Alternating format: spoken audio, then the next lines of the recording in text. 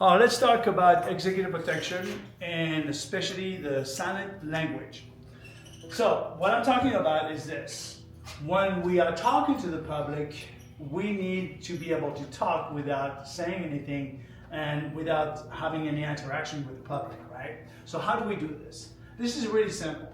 Example, if I put myself in arm length of my principal, I'm walking on approximately in this angle, it's not a problem, but people were gonna come and interact with my principal, okay? So which means that it's open to conversation, okay? So the principal can go left and right, can interact with the public if they want to. Now, he doesn't want to talk to anybody.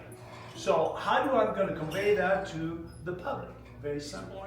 I'm going to put myself in front and I'm going to cover this angle, okay? And at this point, when the person is talking, I can control this and that. The other agent will control the other one, the other space, and the other agent will control the back left and the back right. Which means if somebody wants to come in, we're gonna stop him. Obviously, if you are on the other side, the public side, you look at us, you're gonna say these people, they don't want to interact with us. The principal doesn't want to talk with anybody. It's gonna be hard to get in.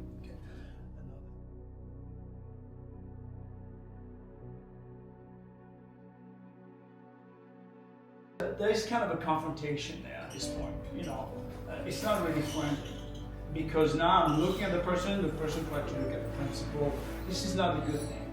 So the way I did it is a little bit different. I just put my back. And I know the guy is not gonna do anything if he starts to do something, I know what to do, but anyway, I knew the person would not do anything. He's not that type of person, he's just obnoxious. So what I created a wall. So which means that the person is over here, I'm putting my back, so there's no confrontation here, but the principal can come in and out the way they want it. Okay, if the person wanted to talk to the person, we go closer, I'm going to open myself up and they can have a conversation. If they didn't want to, this is what happened. They just wanted to make sure they were ready to go, and I put my back here.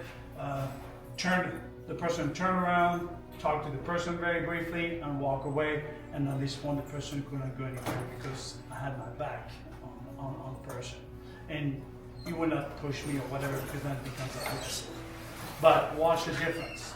If I'm like this, for that person, it's less aggressive than if I'm like that.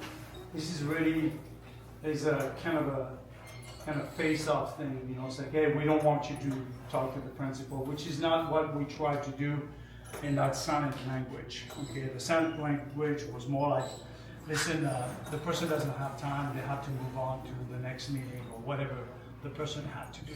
So by putting my back, it's me who takes the blame and not the principal. Okay?